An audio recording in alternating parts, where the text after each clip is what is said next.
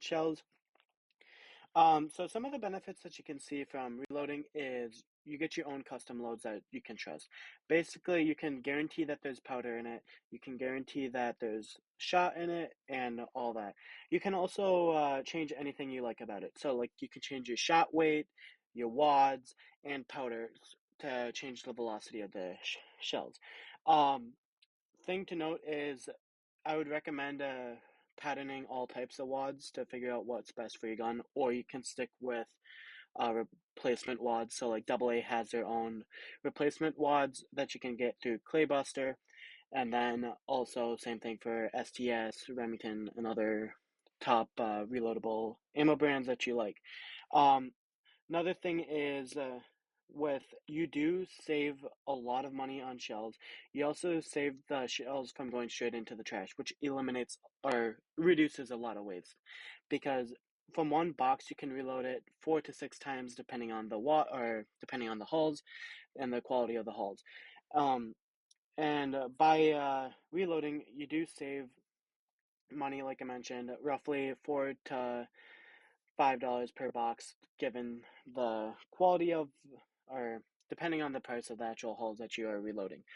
Um, but by reloading, you do save the hulls from going into the landfill, and that is huge because a lot of people that shoot just throw away their hulls, even if they can be reloaded. And even if they can't, by using single use plastic hulls and having them go straight to the landfill, it's just one way humans are becoming less and less sustainable. Whether you care about the environment or not, reloading is huge for reducing waste. And then average cost for a 1 ounce 1250 load is around $7, and then saving a lot of money, like 120 to 160 just for reloading one factory flat. Um, I'll do the price breakdown. So the price breakdown of all the materials that you'll need is for primers, Winchester 209 primers, it's 65 for 1,000. So that's 1,000 shells that you can reload with $65 for primers. Hodgson's Tight Group powder is around $45 for 1 pound. That will get you around 400 shells with standard 1 ounce 1250 FPS powder that is around 17.7 grams of powder. And then your Claybuster wads will run you anywhere from $13 to 15. So my gun club sells them for about 13.50 for a bag of 500. But I overestimated the price of wads. Just if you buy them through Shields and stuff like that, they are a little bit more expensive. And then the lead shot will run you around $65 for 25 pounds. That will get you 400 shots of 1 ounce. You can reduce the amount, or you can increase the number of rounds that you can reload by going seventh, eighth ounce, or decrease it if you go 1 ounce and an eighth. Um, but I recommend sticking to around 1 ounce because it's is efficient and it will give you enough lead to break clays consistently.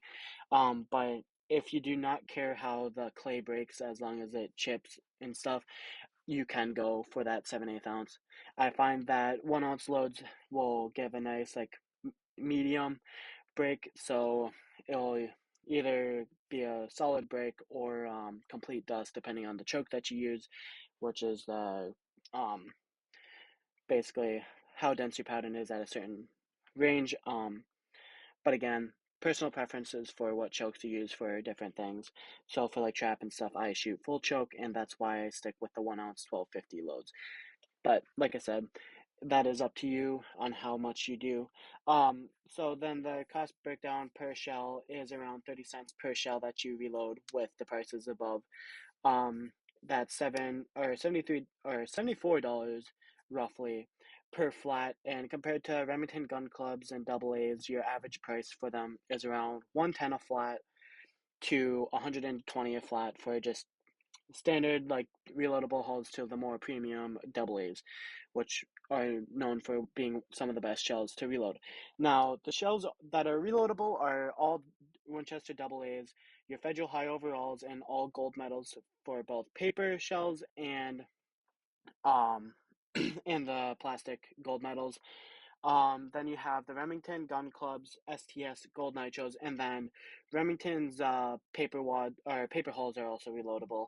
And then there's other companies that create shells that can be reloadable, like for instance, Fiocchi has their like white rhinos that I'm pretty sure that are reloadable. I don't know how consistent they are with reloading and how many you can get through it, but I know that there are other companies that create shells that are reloadable and that you can get decent amount of reloads out of. The worst shells are to that you can reload are the Federal Top Guns and other Federal equivalents. So then like the Ultra Clay and Field stuff. Um, Winchester Super Target, Fiocchi Shooting Dynamics, and then other budget shells that are roughly $10 a box or under. The thing is, all shells are technically reloadable at least once. So I tried reloading Federal Top Gun since I had a abundance of them because that's what my team shoots for high school league, and high school league you have to shoot factory shells. That's just how it is. But I tried reloading them once, and after one shot, they're already cracked, and really federal federal top guns and other equivalents aren't the best to reload, but if you want to test out like your loads and stuff, I'd recommend using budget shells because if you completely crack the shell after one shot, because I've done it before where I put too much powder in a shell just testing out loads and velocities, I'd recommend sticking with cheap shells so you can preserve the life or lifespan of the good shells, but like again, each shell does have slightly different pressure stuff. And now for Okay, so with powder load data, you want to search up Hodgdon's reloading data. They have the most data out there for reloading safe shells so the gun doesn't have a mishap in your face. So search up Hodgdon's reloading, click on the Hodgdon's reloading data. If you want a quick access to it, here's the URL. And then after that, you can get reloading data on rifle, pistol, muzzle loaders, but in today's video, I'll be talking about the shotgun specifically.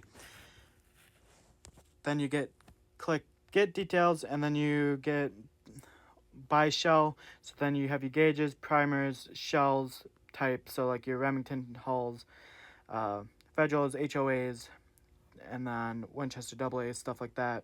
You get your load types, so you have like bismuth, stuff like that. Shot weight, manufacturer of the powder, so you limit the long list of looking through powders. You can just click on one, and then I'll give you all the Hodgdon's type or Winchester.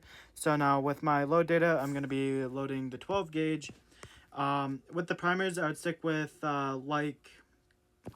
manufacturers. So if it's a U.S. manufacturer, stick to U.S. primers because of the size has like a super slight difference, but it will stretch out where your primer goes, so then you don't be stuck with using European primers with U.S. hulls, and then vice versa. So the load or primers that I have is the Winchester 209 primers, so I'm going to click that. And then I'm using the Winchester AA hulls, high strength hulls. I'm using the Winchester Super Sport, so it's the gray hulls, but this is all red and gray hulls for the load data. My load type will be lead. If future changes make it where I'm required to shoot steel, I'll be reloading steel, but as of right now, laws in Minnesota say lead shot's okay. So then I'm going to click lead shot. I'm going to be using 1 ounce load, so I'm going to be clicking that. It has load data for things over 1 ounce, but for clay target shooting, you're only allowed to have 1/7 ounce to 1 1/8 ounce. So then for me, I want to reload 1 ounce because that's efficient for loading because you get 400 shells for a 25-pound bag of lead. So I'm going to click 1 ounce. And then for my powder that I'm going to be switching to in the future would be the Hodgdon's Tight Group. This is just a powder that I saw that fits load data and specifications that I want. But for instance, you have other companies that create powder. But I would stick with, or I'd recommend sticking with Hodgdon's or Winchester just for their availability. So I'm going to click Tight Group, and then I'm going to click Get Load Data. Now you can view your load data in Imperial or Metric for like your viewing pleasures. But I'm going to click Imperial just because that's just easier to look at since I'm used to seeing it in feet per second rather than meters per second. But now what you want to do is find your powder, or find your powder, which is all going to be the same tight group. Your primer is going to be the same, and then your wads. When you want to look at your wads is whatever wad you're buying from, let's say Claybuster, if that's where you're getting your wads from. Look for the wad that you are using to reload, because as you can see, the Remington TG-T12 is slightly different for the 18.5 grains than if you look at the 18.9 with the Winchester wads. You see that there's a pressure difference, but also the amount of powder is slightly different. So just look at that when you're doing it because of the pressure is different. So like to achieve a 1345 velocity with the Remington, you needed close to or 19.9 grains. The pressure is the same with the AA wad with a grain requirement of 20.1 to get that 1345. When you get close to the pressure of 11,500, that's when you want to be careful with if you're adding too much pressure or too much powder, because that can create a pressure issue, destroying your gun. So I'd recommend keeping it to a safe level of like, look for loads that are around 8,000 to 10,000. Just have your 10,000 be your cap to know that, hey, I shouldn't be pushing more powder, because like I said, you don't want issues with pressure within your gun, because that will destroy your gun. So for my loads, I want around a 1250 load. So if I look at the thing, since I'm using Winchester AA replacement hulls, my powder is going to be between 17.7 grains to 18.9. I'm probably going to do a grain of 18 just to be in the middle of it to get closer to my requirement of 1250s per thing. But when it comes to powder, you can buy it through Hodgdon's. So then if for the tight group, I can just click buy now since it's available. And then you have your size options from 1 pound being $45 to 8 pounds being $315. I recommend getting it in bulk because it is cheaper to buy in bulk, because you can load a lot more with 8 pounds, and it tends to be cheaper if you buy it in bulk rather than buying individual 1 pound things, because buying 8 of these is way more expensive than just buying an 8 pound thing or 8 pound tub of powder. So definitely buy it in bulk with powder. Now if you go back to the Hodgdon's loading data, and let's say I don't want Hodgdon's powder but I want Winchester powder, I still can click Super Handicap, for instance, get load data, and let's see if you can buy. Yep, you can buy Super Handicaps from Hodgdon's, and then you can get a whole bunch of load data. As you can see, there's more wad options with the Super Handicap Winchester powder, and you can see that the pressure has pressures all the way up to 10,000 psi for 22 grains of powder for of max velocity of 1345s. You also want to see like efficiency of the powder, so like what's your lowest requirement for grains, because that will also save you in the long run. So my 18 grain powder for 8 pounds will get me a lot further than reloading a 1290 that requires 21 grains of powder. So just look at that when you buy it. But if I click on buy now, it brings me to a website that will allow me to buy it. Oh, it showed up in the other tab. But yeah, like I said, you can select the amount of powder. I've also noticed that the tight group was actually quite a bit cheaper. So again, looking at stuff like that is something you want to consider if you want to create a cheap uh, cheap load and to keep your cost low for reloading. So go back to buy now, and it should be up right over. But yeah, no, 314 versus like 350 for your powder in bulk. So yeah, no, this is the powder section. Next section we'll be talking about the bushings for the powder charge, so you can actually get your correct amount of powder for a reloader. My reloader is a Hornady 366 Auto progressive shot shell. The most common would be reloader would be the Mech reloaders. They have a different system with it, but just for my system, I use the Hornady.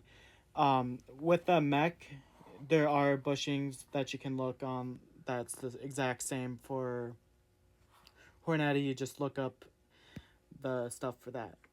So I'll catch you with the next section. Okay, like I said, I had the Hornady 366 Auto Progressive Reloader. So for looking up how much or what powder bushing you need, is you look up your specific reloader and then you go powder bushing chart. So then I go to Hornady's 366 Auto Dies Manufacturing and then get through this, and then it has this, and then you see the powder charge bushing PDF. This is what you want to select, and then you get all these bushings for all these different types of powders. Along the side you see the grains, so you have all the way up to a 44 grain. I would not recommend anything for 44 grain because that will cause pressure issues along with other issues when it comes to your reloading. So I'm gonna look at the Hodgins tight group, and it's right here. So then I follow that down along with my 18 grain requirement that I would need. So I follow that over to tight group, and I'm looking at a 351 for Hodgins tight group. That's for an 18 grain, which will produce me around a 1250 FPS shell. I also showed the Winchester Super Target or Super Handicap, I think. Either way, you have your Winchester powders right here, and if I recall, it was like around the same thing as an 18 grain, or no, it was actually 19. My bad. So I go over, follow it. It's going to be the very bottom of the Super Target, and then I would be requiring 429 powder bushing. For the bushings, you can buy them anywhere. Look online for cheap bushing. So yeah, no, this is the bushing aspects of it. They have all of it, all of the powders that I've seen on Hodgins. If you don't see it, look online for like similar data because there are people out there that have tested other loads with loads that haven't been on here that have worked. I'm going to show you on my machine where everything is, but steps for reloading is you depriming, getting rid of the old primer, then repriming with a new primer. Like I said, it's $65 for 1,000, but that will last you a long time. And then your powder, add the correct amount of powder as you saw from the recent other clip. This is crucial to start a little bit less than what it says, just so you make sure that you don't overpressurize your shell if you're testing out loads and stuff with other shells that you are reloading, because they don't say all of like the shells and like stuff like that. So I'd recommend keeping it somewhat light for powder right off the bat. Um, and a thing to note with powder is to definitely look at that reloading Hodgdon stuff, and then also look at your powder bushings and stuff on your reloader, um, and stuff like that. And then other steps is putting in your wad. Creating a good wad pressure is essential for making sure that your powder and stuff is burning properly. I like to have mine somewhat have a decent pressure, and then sometimes I'll occasionally check and put a screwdriver in just to check the pressure and make sure it's fully seated. That's every once in a while for shells that I do that with my reloader. And then your lead shot, 7.5 shot to 9 shot, and then your weight matching your powder. With my reloader, I do have shot charge bushing. But like I said, just keep it matching your powder charge. And then your pre-crimp, you should be able to fit a primer on the top of the hole without it falling through. That's just a basic guideline for creating a good crimp. And then your final crimp is you should not be able to see a BB, which in this photo you do. So I'll show you how to adjust it with my reloader. But basically, it should be a complete sealed crimp, and it should be somewhat deep for a crimp, basically making it look like a factory shell. And then for the shells that should not be reloaded again is, I've mentioned this earlier with the sidewalls cracking and like near the crimp area. As you can see in this image, the crack is all the way along the side.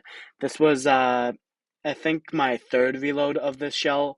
What happened is I put too much powder in a couple of them for a couple of reloads, and basically it created a lot of heat because my powder is fast burning and it burns really hot. As you can see, it's completely cracked the side of it, the shell. So this type of shell and like any crack like that, you shouldn't be reloading. And then also when the crimp starts to stay sealed or like more like indented on the top, so it like starts to close up, looking like nothing came out, or not really nothing came out, but like when it starts looking like pre-crimp, that's when you got to get rid of your shell, even if it has no cracks on it. So this is the basic guideline for shells and what to reload, and I'll catch you with the next clip of me actually reloading.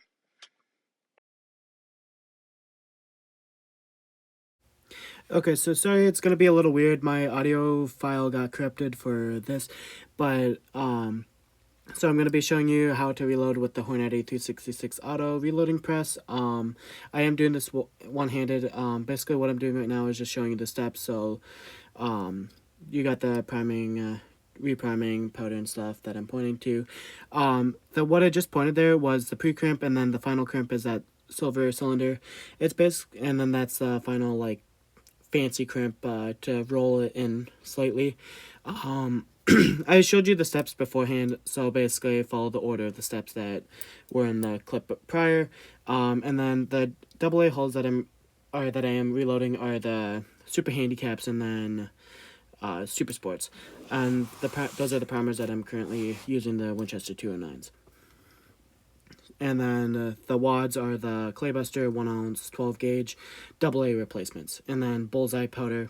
There was no reloading data for that, so I had to start somewhat light comparing it to other burn rates. And that's why I said always start with a light powder charge just so you make sure that you don't have a pressure mishap. So basically what I'm doing right now is putting the thing in, or the first shell in, which is going to deprime, and then also I have the auto turn off and on primer thing that will drop the primers in. My reloader is a progressive, but my claw broke, so I have to move it manually by hand, and I am doing this, recording this one-handed, and that's maybe where my audio file got corrupted. I don't know. And then basically a thing to note is when you do each step, make sure to put a new hull in as you start moving through the process. Each time you pull it down, you will get a new hull. That's what a progressive reloader is. And then, like I said, just keep moving it over, put a new hull in, and then check your powder. For the Hornady 366 Auto, that's where the powder on and off switch is. And then I do something with the camera. I don't know if I do it here. Yeah, I did. So basically, what would have happened is you would have been able to hear the powder drop. That's what I like to do, just making sure that the powder did drop. And then right now I'm just showing you that powder did drop in it. But if you can see that, you do see a little bit of powder in there. I normally do that with my first loads just to make sure that powder did drop. But that's just with the first 3, and then after that, I don't check it. Because I know that there's powder in the tube, so it's going to be dropping. Next step is putting that wad in. I just grabbed the wad there and put it in. It's good to know that you do not push the wad all the way down, because that can create a mishap with putting the wad in by sometimes it getting caught on the lip of the crimp. That's just something that happens. So just make sure you don't push it down all the way because there's the plastic thing that will help feed it into the hull itself. And then once again, once you get to that wad, make sure you don't forget that. And then on the on and off switch is in the back for the Hornady 366 Auto. I push that forward, make sure there's no hole, and yeah. So that there's that on and off. And then yeah, my I'm using 8-shot, so there's bushings inside that gray column that you saw up there, and then making sure that I didn't forget to put a hull in or move it, and then we're good to go. And then with that, you will be able to hear the lead shot drop. With my reloader, I have to make sure that it does go into the hull correctly so it doesn't spill lead, because that will cause it to get stuck a lot. So yeah, and then I keep doing this until it gets all the way around, and yeah, it is very simple to reload. It doesn't take a lot of time to reload. And then also another thing you have to make sure is that your primers do drop. So it's funny that I show you this. Later on in the video, I will have to put a new thing in, and that's where the video cuts, so I can quick put new primers in. But yeah, no, you just make sure it drops one before you rotate it. You check, make sure there's a primer that gets fed into that little slot right there when you move. And then I showed you the pre-crimp. I have it slightly tighter than a primer for like opening. That's just how the gray hulls like to be reloaded, with creating a tight crimp. And yeah, so there's that. And then what it just got to right there is the silver column that is the final crimp. And yeah, there's that. But each time you pull it down, you'll get a hull that comes out, and then I just quick made sure that that was lined up, because I do not have that claw keeping it locked in and correctly seated properly and all the things.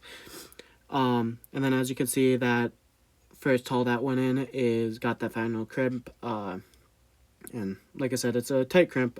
I don't know if I put it back, but if I put it back, yep, I did. That's basically just rounding the corners a little more so it tapers in. It just feeds better in your shotgun when you do it. But yeah, no, that's basically all the 8 steps. And then the one that I didn't point out was the resizing thing. If I don't shoot it myself, I will, oh no, I did actually point to it. Cool. But if I don't do it, I will, if I don't shoot it, I will put it through that. But what I just did there was turn off the primers, because I will not need the primers since I'm just running through those quickly.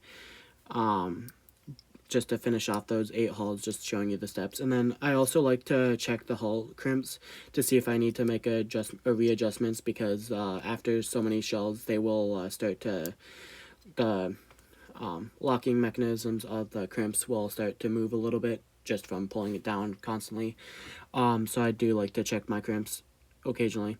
But as you noticed from that crimp, it wasn't super deep, but it was just enough to keep it locked in so your shells don't open up over time, because I've had that happen where they start to open up a little bit just from time of plastic reforming to its original state. But as you can see, there's no exposed BBs, and then it is slightly pushed in the crimp. And then yeah, you just repeat the steps all the way through, and then yeah, just each time you do it, I just turned off the powder there just to make sure that I do not spill anything. When you do get into reloading, that can happen a lot, where you accidentally spill just because you're not paying attention or anything. So just make sure to turn it off once you get past that phase. If you have a single stage reloader, it's a little different with it, because you just slide it over if it's a mech reloader. And yeah, as I'm showing you, I do make a little bit of a mess when I first started, so there's a little bit of powder along the base of my reloader and shot. That's just from it not lining up properly or forgetting to turn something off. It does happen to all of us.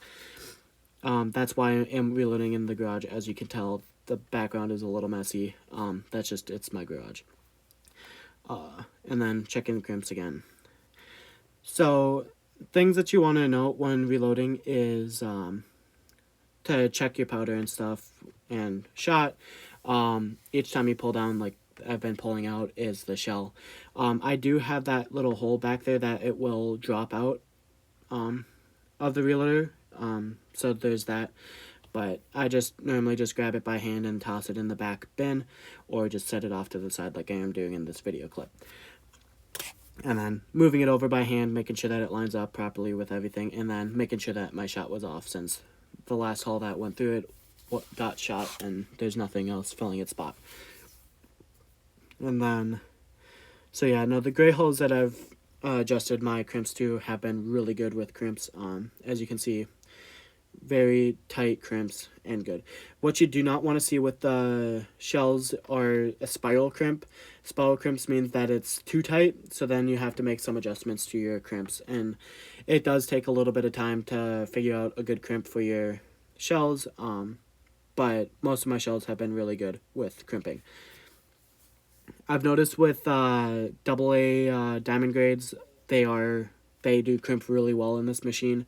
But you can make any hull crimp really well. And as you can see, that crimp got a little messed up. I don't know what happened with that one, but it does happen to the thing every once in a while where you get a bad crimp, but it does not affect how it shoots.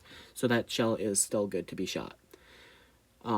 What I'm doing is showing you where you adjust things. That's the final crimp thing on it. So you loosen the top bolt and then the bottom bolt to lift height, and then like the indentation of the top.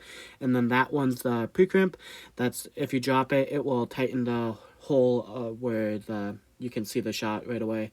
So that's how you adjust it up or down if you want to have that hole open or closed to either fit that primer or not. But it does take you a while, so I would test with a couple holes through it, and then adjust it every once, or like once the first hole gets in, see that adjustment, and then once it hits the pre-crimp and you do that, you adjust all the crimps. And then what that is that's how you get the powder. You unscrew that bolt, lift it up and shimmy it off to the side like that, and then you pull that black bar out. I'm not going to do it in the video, but there is 2 spots for it. One for the shot charge with 8 shot or 7.59, etc., and then your powder bushings. I'm just going to put that back in. But yeah, no, and then the tubes are very full, or can fill. You get about 200 shots per one filled tube. But I had it marked just to see how many at a full pace I have. But for the video, I didn't fill it all the way because I had stuff going on, or a demo in the future. And then other things to note is, as I mentioned earlier, I kind of pointed out with the primers, you do sometimes run out of primers mid-run, which is kind of annoying. It slows you down slightly, but it's fine. It's not that big of a deal. And it only takes a minute or two to fill it back up. And then, as I point to, put on your primer, turn on your primers and stuff, and then get back to reloading. Basically, what I can do with about a flat, if I'm just reloading by myself and not explaining anything, is I can reload around 4 to 6 boxes per hour. That's just because mine's an automatic reloader, but I have to move it by hand, so that creates a slight delay in how fast I can reload, but really it's not that big of a deal. And if you just spend 5-10 minutes a day for a week, you get 4 boxes, let's say, which is really good, because if you just shoot casually and stuff, you have plenty boxes of ammo that you can shoot. And yeah, sometimes with this reloader, you can get the primers kind of stuck in where it reprimes. I didn't have one there, but I just used my finger and kind of slide it back in to get it fixed. And then that's where I ran out of okay, so primers. That's how you fill the tray up, and then put primers back in. I just made sure that the primers started dropping properly. But yeah, no, you put a tray in that silver or clear plastic thing, and then make sure that the primer where you your hammer strikes it, and that's where your shell goes boom. Just make sure that that's the where your hammer strikes is facing down on the primers, and then yeah, you just keep on reloading. So I'm just gonna let this play off. I'm gonna be pointing out some things and stuff within my thing. Just turning on shot there. Just the thing that you have to note is it does take you a little bit to get into a rhythm with reloading. So when you first start off, you're not going to be reloading as fast as, let's say, if you've been reloading for a month. So just keep that in mind, and this is where I'm trying to show you that you can hear the powder drop, but sadly my audio got corrupted. But you will hear it. It's very faint, but you can hear it. And oh, actually, my primer did get stuck. But that's basically what you do if your primer gets stuck in this machine. You just kind of nudge it over with your finger. And that's why I kind of like not having a claw and moving it by hand, is because if that happens, I don't have to fuss with the machine as much because I just use my finger and get it done. So basically, I move it by hand so I don't run into issues like that, where then my crimps start messing up and all that. So it's just personal preference with how you reload, but with the Hornady, it can be a little bit finicky. Just for general reloading costs, if you have or don't have a reloader and you're getting into it, I'd recommend getting a cheap reloader because all reloaders do the same thing. Just I would check more so often with your powder and keep it lighter loads for that. I don't know what I was doing there, but I was doing something. But with your reloader, the cheap reloader to go with is like the Lee reloader. They're around $70 to start off. But after a flat of ammo, you make back that money. So really, the cost of reloading is just around buying 3 flats worth of shells, which seems like a lot, but if you shoot a decent amount, it does make it back fast. I'm just showing you something there. I think I'm trying to show you the powder dropping. I don't know. Yeah, I'm trying to show you powder dropping, but sadly, that audio got corrupted. But, yeah, and then sometimes you have issues with that feeding. That little black tray is where all your spent primers go. Make sure to empty that every once in a while. It's not a big issue to do. You just pull it out and dump it. And then just make sure you have all the wads and stuff. And that one seems like it didn't crimp that well. That's probably because I didn't pull all the way down.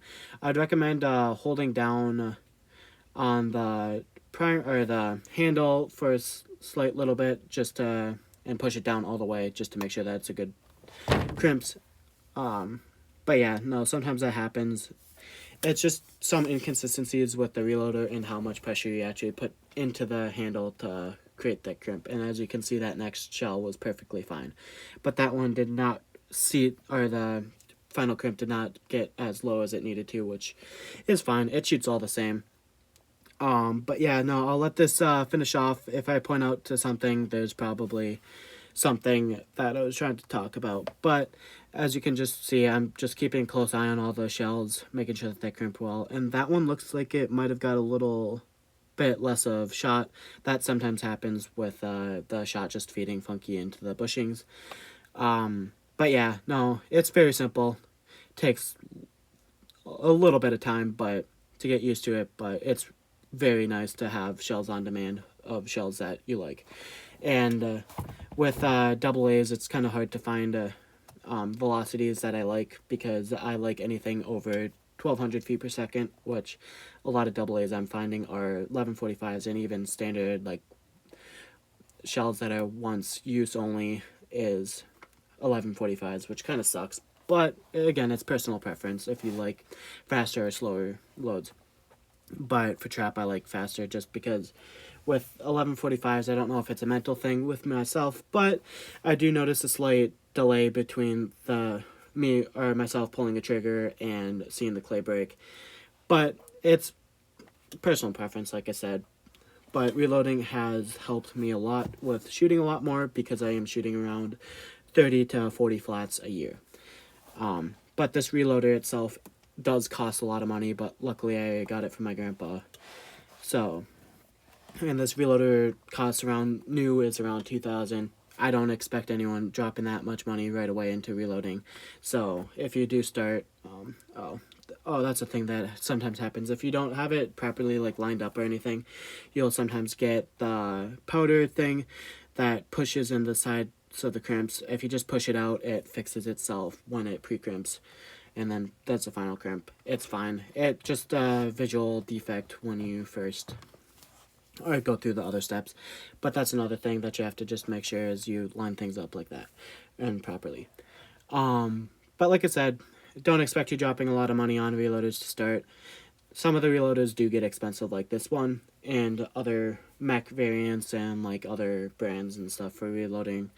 All reloaders do the same thing. It's just whether if you want a single stage or auto progressive reloader like that.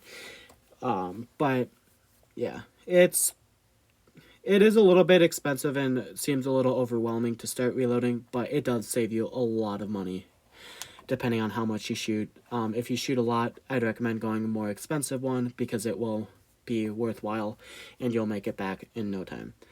But if you shoot occasionally and stuff, I'd recommend a cheaper one like that $70 one. Or just start with the $70 one and use that. It's really personal preference for what type of reloader you want and the style.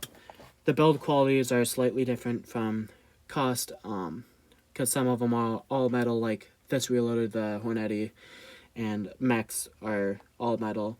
But the single stage mech ones can be a little expensive, on the more expensive side, with like the single stage 600 Junior being like around $400 for starting. For a starting reloader, that's a little expensive. But yeah. And then as you saw, I just showed you the primer tray. Again, empty that occasionally. After a couple hundred shells, you will have to empty it. And then just checking crimps and stuff. And then later on, I'll show you how to use the easy feed thing to dump it all into your box of choice. Or if you just don't care about box and you'd rather put it in a bag, you can do that too. But I like putting it back in the box because it works well with my belt and stuff or ammo pouch and stuff. So again, personal preference with what you do after you reload. But yeah, you can also create hunting loads with this, but I'm only doing clay loads. But yeah, so it's very simple to reload. I hope you do start, and I hope that it doesn't seem that overwhelming after watching my video. If you have any questions, please leave a comment down below, and I will respond as fast as possible with the channel that I'm posting it on, or my secondary channels that'll allow access to commenting and stuff, and as a moderator. So I'll catch you all next time, or with your comments. But please, if you have any questions, I guarantee I can possibly answer it or find you somewhere where you can get those answers. And like I said, hope you start reloading.